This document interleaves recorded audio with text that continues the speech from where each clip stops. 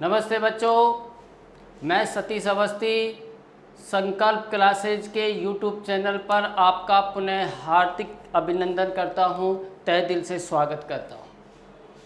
पिछली कक्षा में बच्चे लोगों अपन ने पढ़ा था क्रिया के बारे में। आपकी डिमांड आई थी कि साहब क्रिया के बारे में पढ़ाइए, हमको क्रिया का टॉपिक पढ़ाइए। तो क्रिया के टॉपिक में मैंने बताया था कि सकर्मक क्रिया होती है, एकर्मक क्रिया होती है। कंडीशन बताई थी कि अगर समय सूचक शब्द आ जाए या स्थान आ जाए या में या पर विभक्ति आ जाए या क्रिया का साधन आ जाए तो उन्हें कभी भी कर्म नहीं मानेंगे और इनको वाक्य से हटा हुआ मानेंगे। इनको हटाने के बाद अगर वाक्य में 3 चीज़ें बचती हैं तो वाक्य सकर्मक क्रिया का होगा और 2 चीज़ें बचती हैं तो वाक्य एकर्मक क्रिया का होगा। इसके अलावा मैंने ये बताया था कि किसी भी वाक्य में कर्म है या नहीं, इसका पता करने के लिए आपको क्रिया के साथ क्या और किसे लगाना है। क्या और किसे का अगर उत्तर मिलता है तो वाक्य में कर्म होता है, और क्या और किसे का उत्तर नहीं मिलता तो वाक्य में कर्म नहीं होता है, और ऐसा वाक्य अकर्मक क्रिया का होता है, ये बताया। दूसरी कंडीशन भाइयों मैंने ये बताई थी, अगर कोई वाक्य दे रखा है और उस वाक्य में अगर कोई वाक्य दे रखा है, उस वाक्य में अपन को कल्पना करने की भी तनिक भी जरूरत नहीं है। केवल वाक्य जो कहता है उसी के आधार पर क्रिया का निर्धारण करना है। अगर क्रियापद दे रखा है तो हमें ये देखना है कि उस क्रियापद को लेकर के वाक्य बनाने हैं, उस क्रियापद को लेकर के हमको कल्पना करनी है। अगर हमारी कल्पना में, अगर हमारे वाक्य में उस क्रिया का कर्म आता है तो वाक्य सकर्मक क्रिया का होगा। कर्म नहीं आता वाक्य एकर्मक क्रिया का होगा।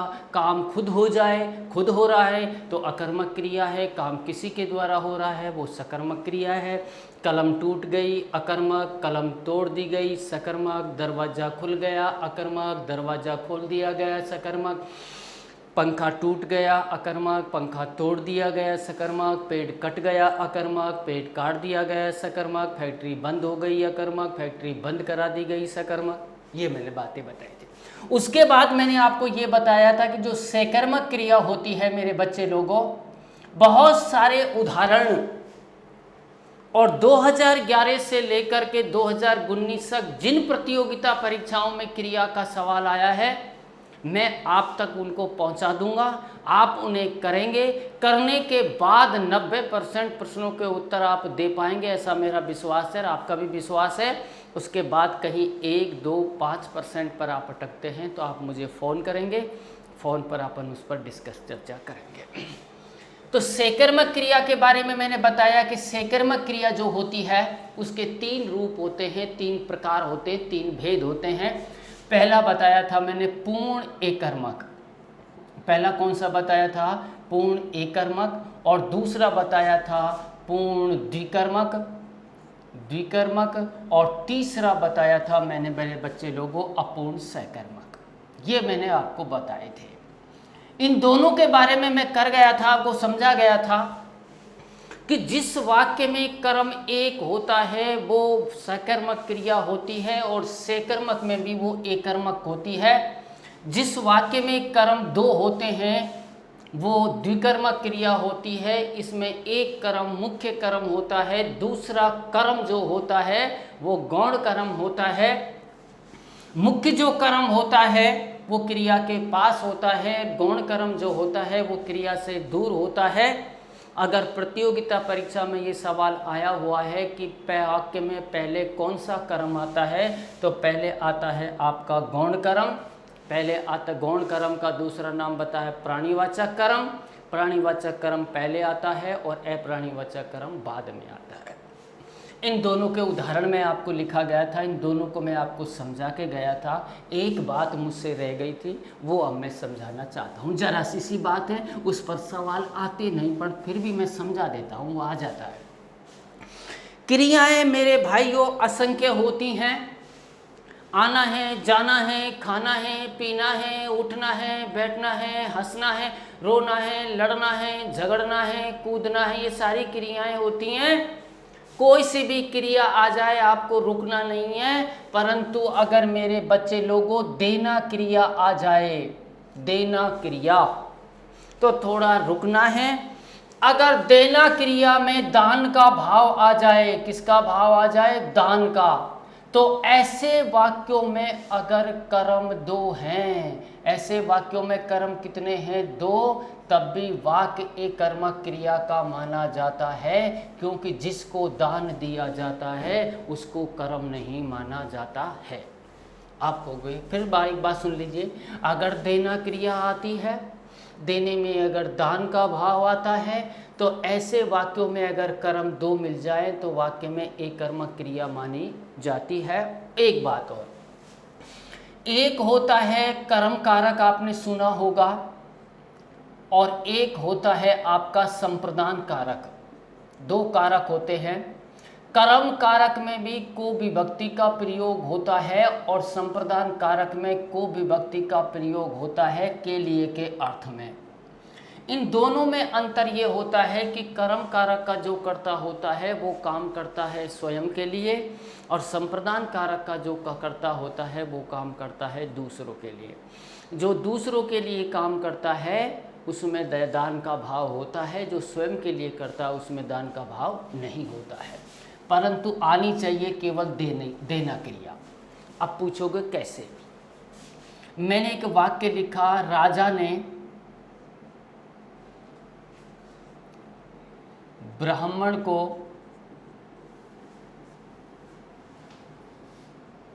एक गाय दी, ये एक वाक्य है। और राजा ने,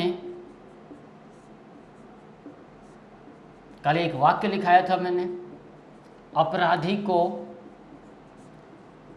दंड दिया। ये दो वाक्य मैं आपके सामने लिख रहा हूं। मैंने कहा देना क्रिया भैया आ गई, दी का मतलब देना क्रिया, दिया का मतलब देना क्रिया। क्या दी भैया? गाय, गाय बोले तो कर्म, किसको दी? ब्राह्मण को, ब्राह्मण बोले तो कर्म, किसने दी? राजा, राजा बोले तो कर्ता, दिया बोले तो क्रिया। क्या दिया भैया? दंड, दंड बोले तो कर्म, किसको दिया? अपराधी, अपराधी बोले तो कर्म, किसने दिया? राजा, राजा बोले तो कर्ता। लिख दिया मैंने सारी चीजें। कर्म इसमें भी दो हैं, कर्म इसमें भी दो हैं। मुझे ईमानदारी से बोलिए कि कौन से वाक्य में दान का भाव प्रकट हो रहा है? तो इस वाक्य में तो दान का भाव प्रकट नहीं हो रहा, क्योंकि जब दंड दिया जाता है तो दंड कभी भी दान नहीं होता है, अर्थात इसमें दान का भाव नहीं है। तो इसमें तो होगी आपकी द्विकर्मक क्रिया, और इसमें राजा के द्वारा जो ब्राह्मण को गाय दी जाती है वो दान होता है।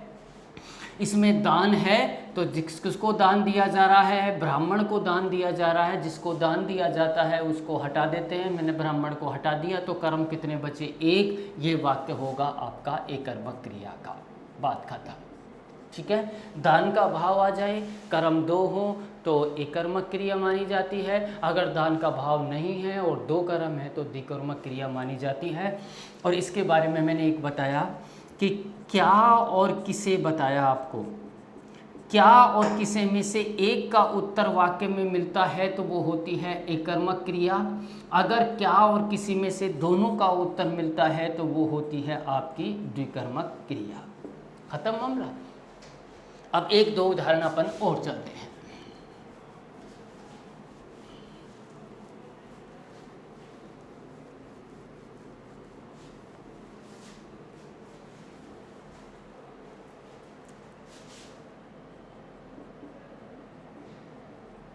मालिक ने भिखारी को वस्त्र दिए और मैंने उसे 500 रुपये उधार दिए। दिए क्रिया दोनों में आ गई। दिए बोले तो क्या दिए? वस्त्र, वस्त्र बोले तो कर्म। किसको दिए? भिखारी, भिखारी बोले तो कर्म। किसने दिए? मालिक, मालिक बोले तो कर्ता। अब आपको समझ में आ गया कर्म कितने हैं? दो।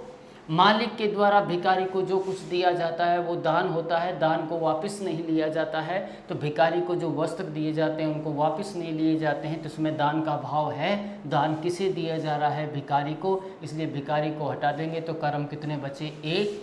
तो वो ये वाक्य होगा एकर्मक क्रिया का।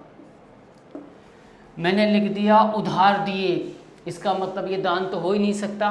दिए बोले तो क्रिया, क्या दिए? 500 रुपये। 500 रुपये बोले तो कर्म, किसको दिए? उसे दिए। उसे बोले तो कर्म, किसने दिए? मैंने दिए। मैंने बोले तो कर्ता। दान का भाव है नहीं, कर्म इसमें दो हैं, तो इसे कहेंगे अपन द्विकर्मक क्रिया। क्या कहेंगे इसको? द्विकर्म। क्लियर? ये आपका बात होगी एकर्मक क्रिया की और ये बात होगी आपकी द्विकर्मक क्रिया की। अब बात करते हैं अपन अपूर्ण सकर्मक की। अपूर्ण सकर्मक क्रिया पर आज तक कोई सवाल नहीं आया है। अपूर्ण सकर्मक, अपूर्ण सकर्मक, सुनना मेरे बच्चे लोगों। एक तो होता है पूर्ण सकर्मक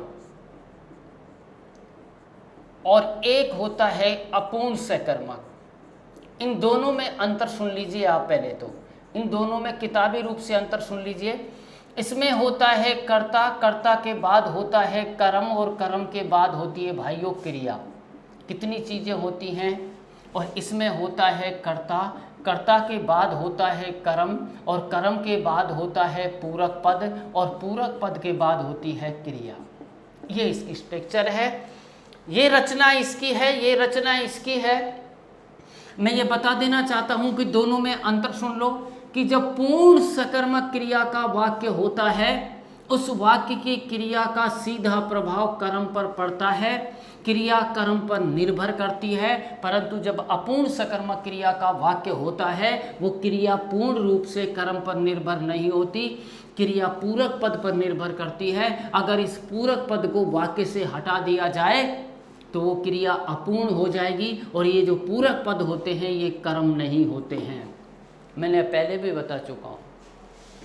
अगर किसी वाक्य में समय सूचक शब्द आ जाए या स्थान आ जाए या में या पर आ जाए या क्रिया का साधन आ जाए या किसी पद का नाम आ जाए या कोई विशेषण पद आ जाए या कोई आपका क्या कहें पहचान वाला शब्द आ जाए तो उनको कर्म नहीं कहते हैं, उनको पूरक पद कहते हैं। तो इसकी रचना क्या मिलेगी? लास्ट में आपका क्रिया मिलेगी, क्रिया से पहले पूरक पद मिलेगा, पूरक पद से पहले कर्म मिलेगा, कर्म से पहले आपका कर्ता मिलेगा। अब ये तो है किताब की बात। अब आप कहोगे गुरुजी हमें तो ऐसा बता दो कि किताब की बात के अलावा भी कुछ चीज़ें बता दो, तो हम बता रहे हैं आपको।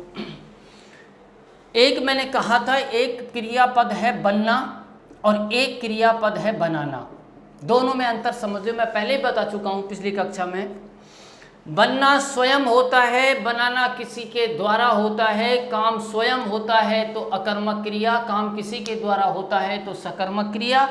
इसमें होगी मेरे बच्चे लोगों अकर्मक क्रिया और इसमें होगी बच्चे लोगों सकर्मक क्रिया। पक्का? तो ये बात बताने के बाद अब मैं बताता हूँ। अगर कोई भी वाक्य तुम्हारे सामने आता है, आ जाने दो, अगर इस वाक्य में चुनना, अगर उस वाक्य में मानना, अगर उस वाक्य में समझना और उस वाक्य में बनाना, ये चार क्रियापद आ जाएं और इन चार क्रियापदों से पहले अगर कोई पूरक पद आ जाए तो ऐसे वाक्य को अपूर्ण सकर्मक क्रिया का वाक्य कहते हैं।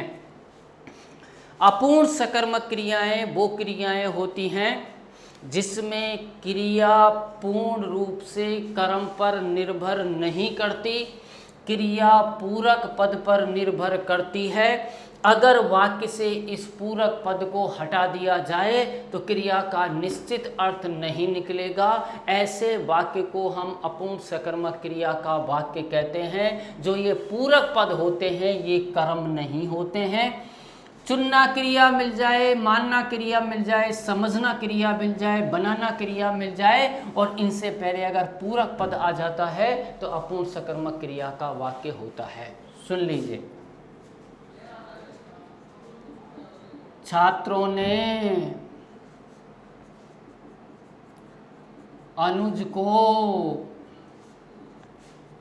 अपना प्रतिनिधि चुना। छात्रों ने अनुज को अपना प्रतिनिधि चुना। अगला वाक्य है वह मुझे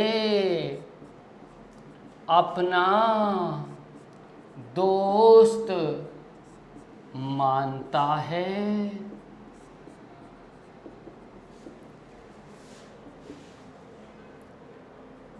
छात्र ने शिक्षक को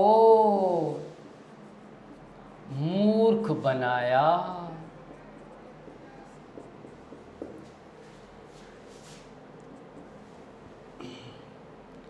टीपू मुझे अपना भाई समझता है। ये वाक्य मैंने आपके सामने लिख दिया। अब चारों क्रियाओं के बारे में अपन चर्चा करते हैं। चुनना क्रिया आ गई मेरे बच्चे लोगों, मानना क्रिया आ गई, बनाना क्रिया आ गई और समझना क्रिया आ गई। चुनना से पहले प्रतिनिधि पूरक पद है, मानने से पहले दोस्त पूरक पद है, बनाने से पहले मूर्ख पूरक पद है और समझने से पहले भाई पूरक पद है। ये पूरक पद आपको मिल गया, ये पूरक पद आपको मिल गया, ये पूरक पद आपको मिल गया, ये पूरक पद आपको मिल गया। ये प्रतिनिधि बनाया, नेता बनाया, मंत्री बनाया, प्रधानमंत्री बनाया। ये पद हैं, ये कभी भी कर्म नहीं होते हैं। दोस्त शब्द क्या है? दोस्त शब्द संबंध बोधक करने वाला शब्द है, ये भी कभी नहीं होते हैं। मूर्ख विशेषण है और भाई भी संबंध बोधक शब्द है। यहाँ अनुज शब्द है आपका कर्म, यहाँ मुझे शब्द है आपका कर्म, यहाँ शिक्षक शब्द है अपना कर्म, यहाँ मुझे है अपना कर्म और छात्रों यहाँ करता, वह यहाँ करता, छात्र यहाँ करता और टीपू यहाँ करता। अगर ऐसे वाक्य आ जाएं और इन क्रियाओं से पहले पूरक पद आ जाए तो पूर्ण सकर्मक क्रिया का वाक्य होता है। ये हो गई आपकी दो क्रियाएं। एक क्रिया बताए। अब मैं एक सवाल आपसे बताना चाहता हूं कि कभी कभी वाक्य इस बात पर निर्भर करता है कि वो किस स्थिति में आया है। स्थिति के अनुसार वो सकर्मक भी हो सकता है और स्थिति के अनुसार वो अकर्मक भी हो सकता है। एक प्रतियोगिता परीक्षा में ये सवाल आया जिसके 4 विकल्प थे और चारों विकल्पों को मैं आपके सामने रख रहा हूं। पहला जो उसका विकल्प था कि बच्चे दौड़ रहे हैं, पहला वाक्य था। दूसरा वाक्य था उसका बच्चे सो रहे हैं। तीसरा वाक्य था बच्चे रो रहे हैं और चौथा विकल्प था मेरे भाइयों बच्चे पढ़ रहे हैं। ये वाक्य दे दिया। अब कल एक मैंने वाक्य आपके सामने लिखा था। कभी कभी क्या छोटे छोटे वाक्य होते हैं, बहुत कन्फ्यूजन कर देते हैं। मैंने एक वाक्य लिखा था मैं पढ़ता हूँ, फिर पुनः दोहरान कर रहा हूँ। कोई कुछ भी कहे मैं फिर उसको अपनी आइडियोलॉजी बता रहा हूँ आपको कि ये वाक्य अकर्मक क्रिया का है। मैं क्लियर कर चुका और आज भी क्लियर कर रहा हूँ, ये वाक्य अकर्मक क्रिया का है। परंतु कुछ परिस्थितियाँ ऐसी आ जाती हैं जब इस वाक्य को हम सकर्मक मानना पड़ता है अपन को। तो ये 4 वाक्य आपके सामने दे रखे हैं। अगर चुनाव होता है और चुनाव में 4 कैंडिडेट खड़े हुए होते हैं और एक कैंडिडेट 100% चोर होता है, एक 80% चोर होता है, एक 60% होता है, एक 40% होता है और मतदान हमको करना पड़ता है। नोटा का प्रयोग आप नहीं कर सकते, नोटा नहीं है और मतदान आपको जरूर करना है। तो अपन को ये सोचना पड़ेगा इन चारों में से किसको हम अपना मत दें। तो हमारा ध्यान जाएगा चोर हो, परंतु सबसे कम जो चोर होता है उसको हम मतदान करेंगे, क्यों मत देना जरूरी है। ऐसी स्थिति यह है कि जो 4 विकल्प प्रतियोगिता परीक्षा में आए थे, इन चारों विकल्पों को अगर अलग अलग कर दिया जाए और फिर पूछा जाए कि इनमें क्रिया कौन सी है, तो कोई संदेह नहीं, इन चारों में अकर्मक क्रिया है, परंतु मैं बता रहा हूं अलग अलग करने पर।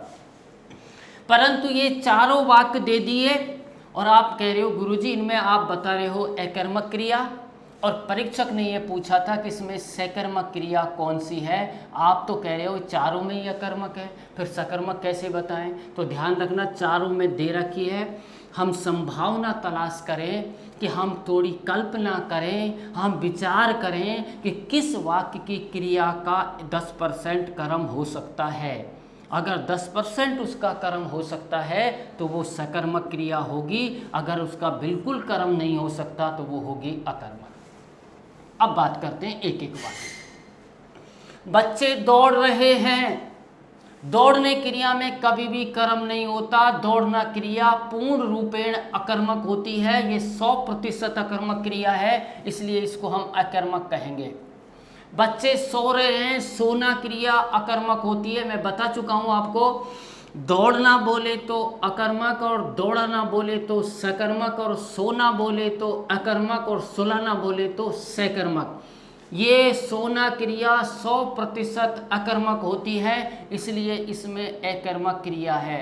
अगर इन दोनों वाक्यों की क्रिया के बारे में हम कोई वाक्य बनाएं या दोनों क्रियाओं के बारे में हम कोई कल्पना करें तो इस कल्पना में यहाँ पर कहीं भी कर्म आता हुआ दिखाई नहीं देगा, इसलिए दोनों वाक्य अकर्मक क्रिया के हैं। पहली बात, रो रहे हैं, रोने में हमेशा अकर्मक क्रिया होती है, रोना अकर्मक है और रुलाना सकर्मक है, इसलिए ये 100% अकर्मक क्रिया है, तो ये भी अकर्मक क्रिया होगी।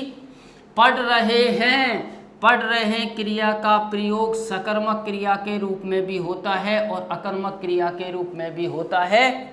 और मैंने बताया अगर कोई क्रिया पद दे दे और उस क्रिया पद में पढ़ना शब्द आ जाए तो पढ़ने शब्द में सकर्मक क्रिया होती है, क्योंकि हम अगर इसके बारे में कोई कल्पना करें तो इसका कर्म निकल कर आता है।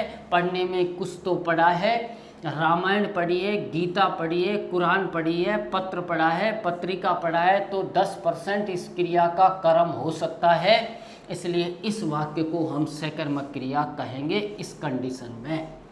अब फिर पुनः अपनी बात को दोहराता हूँ, अगर ये चारों वाक्य अलग अलग आते हैं तो इनमें अकर्मक क्रिया होगी, परंतु ये चारों वाक्य साथ साथ आते हैं और कोई हमसे पूछता है कि बता इसमें सकर्मक कौन सी है, तो हम चौथे ऑप्शन को सही करेंगे, ये सकर्मक क्रिया है। पक्का भाइयों, इस प्रकार का प्रतियोगिता परीक्षा में यही सवाल आया है। 50% बच्चों ने ये कहा है कि वाक्य विकल्प ही गलत है, सारी अकर्मक है। हाँ भैया सारी अकर्मक है, पर हमारी व्यवस्था है कि चारों विकल्प में से हम एक का उत्तर दें, तो हमारा थोड़ा बहुत अगर आधार बनता है तो इस वाक्य को लेकर बनता है, इसलिए इसको हमने सकर्मक क्रिया कहेंगे। ये हो गई भैया आपकी मुख्य रूप से क्रिया 2 प्रकार की होती हैं। सकर्मक क्रिया मैंने बता दी आपको, मैंने अकर्मक क्रिया आपको बता दी। सकर्मक क्रिया के 3 भेद होते हैं, ये भी मैंने बता दिया। अकर्मक क्रिया के 3 भेद होते हैं, ये मुझे भी बताना है। तो सकर्मक क्रिया के 3 भेदों के बारे में अपन ने पता कर लिया। अब मैं बात करता हूँ अकर्मक क्रिया। ये आपकी अकर्मक क्रिया है और बड़े रहस्य की बात बताता हूँ। अकर्मक क्रिया की जो स्ट्रक्चर होती है इसमें कर्ता होता है और कर्ता के बाद भाइयों क्या होती है, क्रिया होती है। कितनी चीज़ें होती हैं, 2। अब बात करते हैं कि अकर्मक क्रिया के भेद कितने होते हैं। तो अकर्मक क्रिया के मैंने 3 भेद आपको बता चुका हूँ, 1 भेद, 2 भेद और ये तीसरा भेद। 1 भेद जो होता है तो वो मैंने बताया है अवस्था बोधक, और जो दूसरा भेद बताया है बच्चे लोगों मैंने बताया है गत्यर्थक, और तीसरा जो मैंने भेद बताया है वो बताया है अपूर्ण अकर्मक।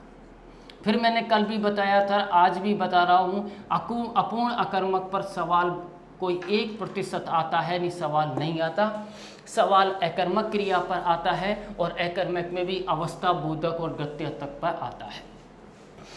अकर्मक क्रिया की स्ट्रक्चर मैंने बताई मेरे भाइयों, कर्ता होता है और क्रिया होती है।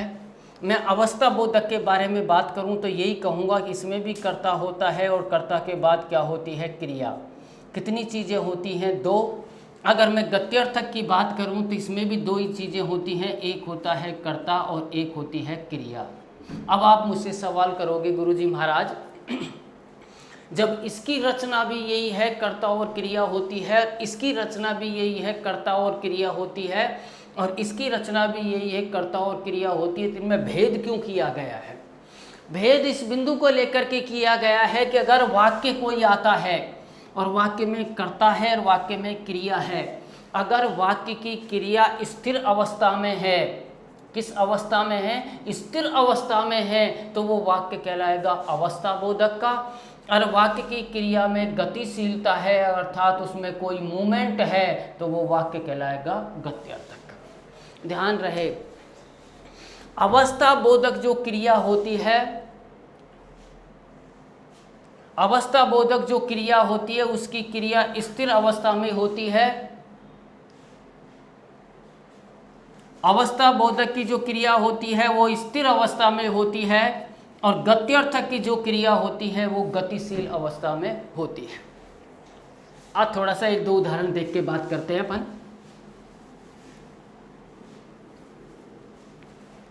पहला वाक्य, मैंने कहा था गाड़ी खड़ी है, गाड़ी खड़ी है। और दूसरा वाक्य लिखा मैंने, गाड़ी जा रही है। तीसरा वाक्य लिखा था, बच्चे बैठे हैं। और चौथा वाक्य लिखा, बच्चे दौड़ रहे हैं। अगला वाक्य लिखा था, हवा चल रही है। और अगला वाक्य लिखा, ईश्वर है। बच्चे लोगों, 1 वाक्य लिखा, 2 वाक्य लिखा, 3 वाक्य लिखा, 4 वाक्य लिखा, 5 वाक्य लिखा और 6 वाक्य लिखा। मैं थोड़ी सी आपको 5 सेकंड का समय देता हूँ, आप इन पर चिंतन कीजिए, मनन कीजिए और मुझे ये बताइए कि इनमें क्या अंतर आ रहा है। एक उत्तर तो ये निकल करके सामने आएगा मेरे बच्चे लोगों कि इन सारे वाक्यों में अकर्मक क्रिया है, इन सारे वाक्यों में अकर्मक क्रिया है, परंतु एग्जामिनर ये नहीं पूछ रहा आपसे कि इसमें कौन सी क्रिया, वो तो ये पूछ रहा अकर्मक तो है, परंतु अकर्मक में भी कौन सी है। तो ध्यान रखें, गाड़ी खड़ी है, क्रिया में कोई मूवमेंट नहीं है, अर्थात ये अवस्था बोधक है। कैसी है मेरे बच्चे लोगों? अवस्था बोधक। गाड़ी जा रही है, क्रिया में गतिशीलता है, और क्रिया में गतिशीलता होती है वहाँ होती है गत्यर्थक। कौन सी क्रिया होती है? गत्यर्थक। बच्चे बैठे हैं, कोई मूवमेंट नहीं है, कोई गतिशीलता नहीं है, तो ये होगी आपकी अवस्था बोधक। बच्चे दौड़ रहे हैं, इसमें मूवमेंट है, इसमें गतिशीलता है, तो ये होगी आपकी गत्यर्थक। हवा चल रही है, मूवमेंट है, इसमें होगी गत्यर्थक। और ईश्वर है, इसमें कोई मूवमेंट नहीं है, ये होगी आपकी अवस्था बोधक। सोचिए भाइयों, चिंतन कीजिए 2 से 5 सेकंड का।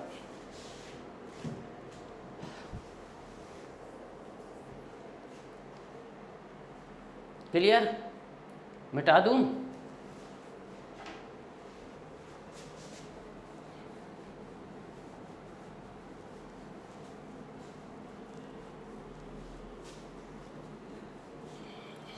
अब बात करते हैं तीसरी। तीसरी क्रिया है आपकी अपूर्ण अकर्मक। रुकिए थोड़ा सा, ये होता है मेरे बच्चे लोगों पूर्ण अकर्मक, और ये होता है अपूर्ण अकर्मक। ठीक है, इसमें कर्ता होता है, इसकी स्ट्रक्चर ये है, और इसमें क्रिया होती है, इसकी स्ट्रक्चर ये है, और इसकी कर्ता होता है, कर्ता के बाद पूरक पद होता है और पूरक पद के बाद क्या होती है? क्रिया। इसकी स्ट्रक्चर ये है। अब दोनों की स्ट्रक्चर समझ में आ गई। एक में पूरक पद होता है, एक में पूरक पद नहीं होता। अगर वाक्य में क्रिया का सीधा प्रभाव कर्ता पर पड़ता है तो वो पूर्ण अकर्मक क्रिया का वाक्य होता है। अगर किसी वाक्य में क्रिया का सीधा प्रभाव कर्ता पर नहीं पड़ता, क्रिया पूरक पद पर निर्भर होती है, और पूरक पद वो पद होता है अगर जिसे हटा दिया जाए तो क्रिया का निश्चित अर्थ नहीं निकलेगा, ऐसे वाक्य को हम अपूर्ण अकर्मक क्रिया का वाक्य कहते हैं। क्रिया निर्भर करती है पूरक पद पर, ऐसे वाक्य को हम अपूर्ण अकर्मक क्रिया का वाक्य कहते हैं।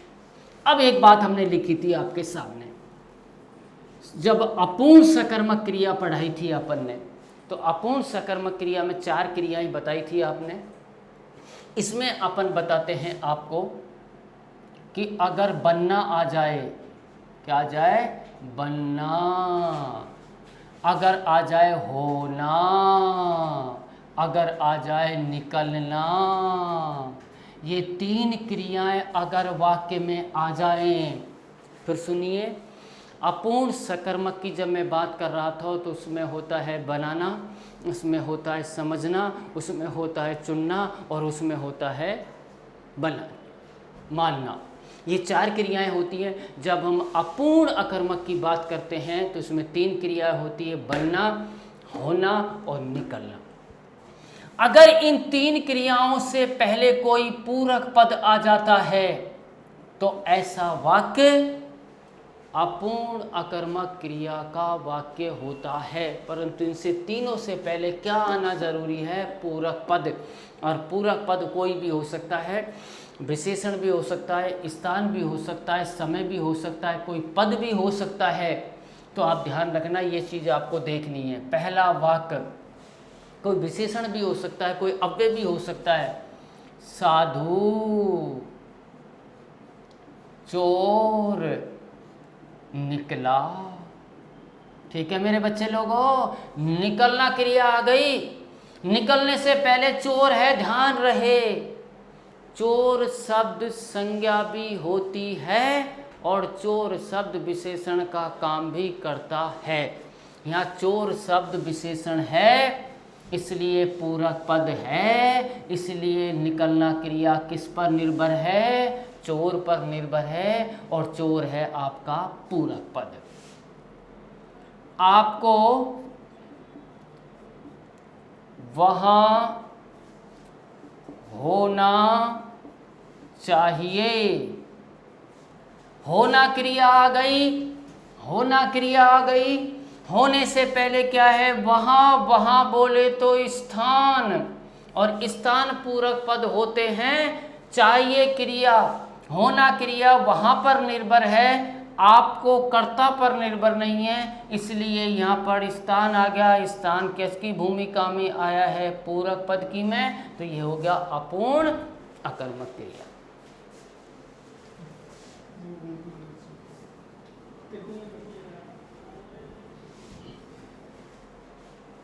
राधिका बड़ी होकर डॉक्टर बनेगी। बनना क्रिया आ गया। क्या बनेगी? डॉक्टर। डॉक्टर पद है तो इसको क्या मानूं मैं? पूरक पद। कौन बनेगी? राधिका। राधिका बोले तो कर्ता, और पूरक पद आ गया, वाक्य होगा अपूर्ण अकर्मक का। क्लियर भाइयों? ये अपन ने 2 क्रियाएं कर ली हैं। एक होती है सकर्मक क्रिया और एक होती है अकर्मक क्रिया। सकर्मक क्रिया के 3 भेद कर लिए, अकर्मक क्रिया के 3 भेद कर लिए। सवाल आएगा, ये पूछेगा सकर्मक क्रिया कौन सी है, सवाल आएगा ये पूछेगा अकर्मक क्रिया कौन सी है, या पूछेगा ये एकर्मक है, या ये पूछेगा द्विकर्मक है। इनके अलावा कोई सवाल नहीं आया, परंतु अपन ने सब कर लिया। कोई सा भी आ जाए अपन तैयार है। अब मैं आपको 5 सवाल देना चाहता हूँ। अगली क्रिया पढ़ाने से पहले मैं आपको 5 सवाल देना चाहता हूँ। उन 5 सवालों के आपसे जवाब लेना मैं चाहूँगा।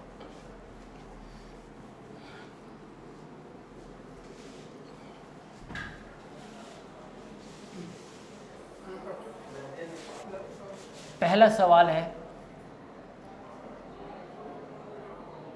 पक्षियों से रात में सोया जाता है। अब आप मुझसे ये नहीं पूछोगे कि यार वाक्य गुरुजी हमको वाक्य थोड़ा शुद्ध सा लग रहा है ना।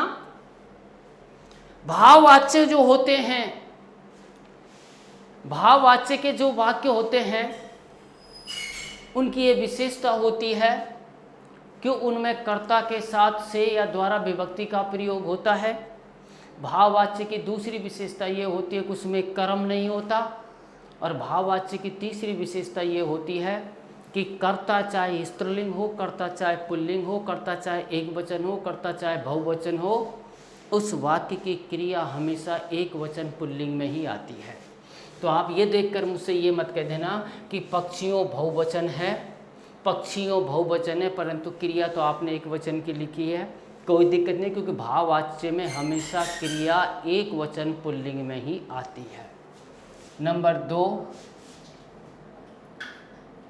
ठूंठ खड़ा है।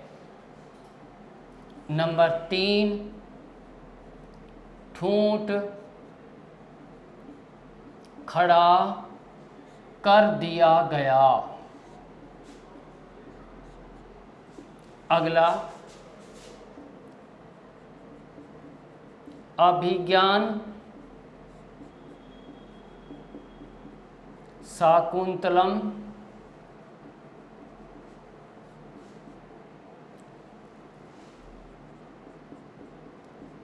कालिदास ने लिखा। इस वाक्य को ऐसे भी लिखते हैं, कालिदास ने अभिज्ञान शाकुंतलम लिखा। अगला, पक्षी पेड़ों पर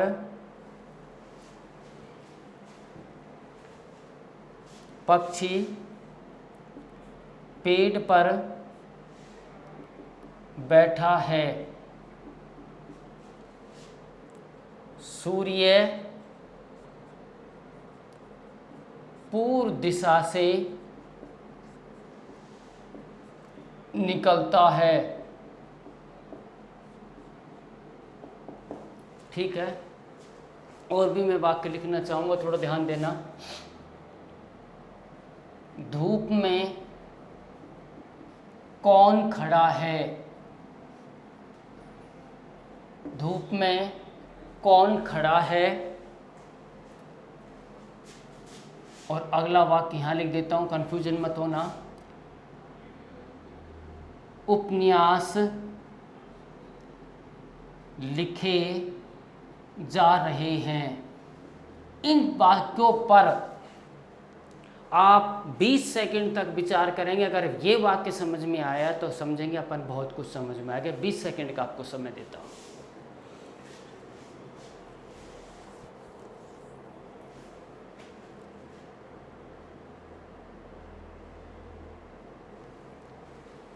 पक्षियों से रात में सोया जाता है।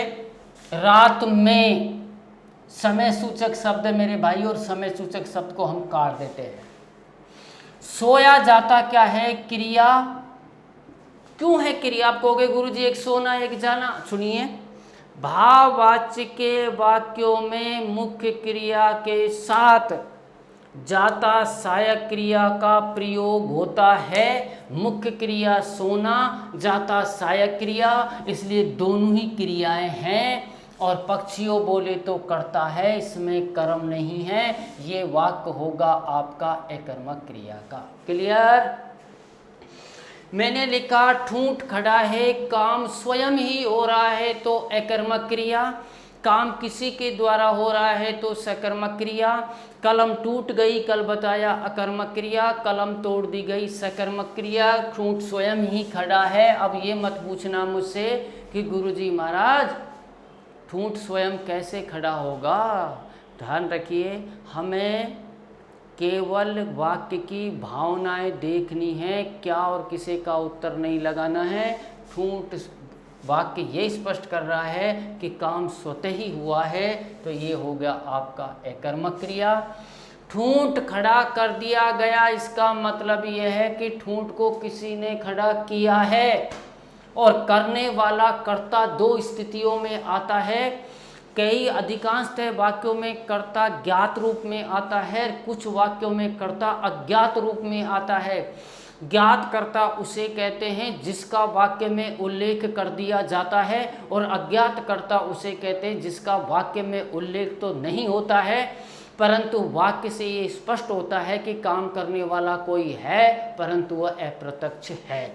खड़े करना वाला कोई है, परंतु अप्रत्यक्ष है। अगर अज्ञात कर्ता भी आ जाए तो वाक्य सकर्मक क्रिया का होगा। अभिज्ञान शाकुंतलम कालिदास ने लिखा बोले तो क्रिया। क्या लिखा उसने? अभिज्ञान शाकुंतलम बोले तो कर्म।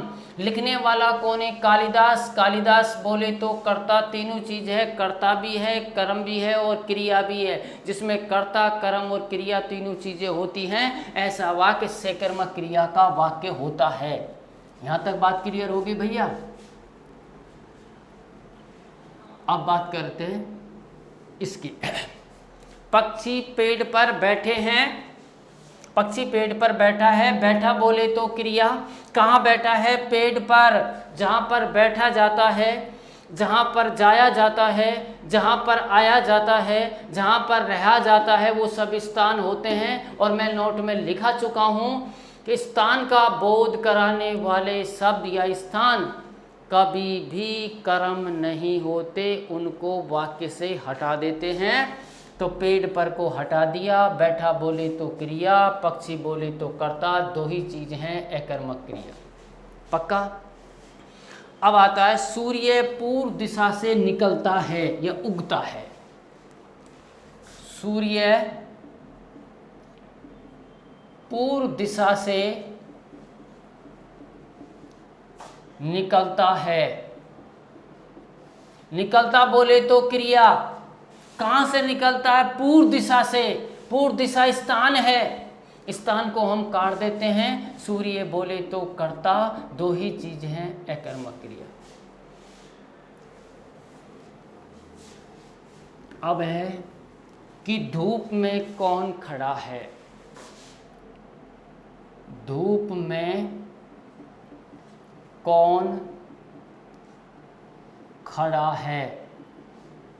ठीक है, धूप में स्थान है, स्थान को मैं काट देता हूं। खड़ा बोले तो क्रिया, कौन बोले तो कोई कर्ता है, परंतु कर्ता कैसा है? अज्ञात है, इसे कर्ता मानूंगा। कर्ता है, क्रिया है, अकर्मक क्रिया।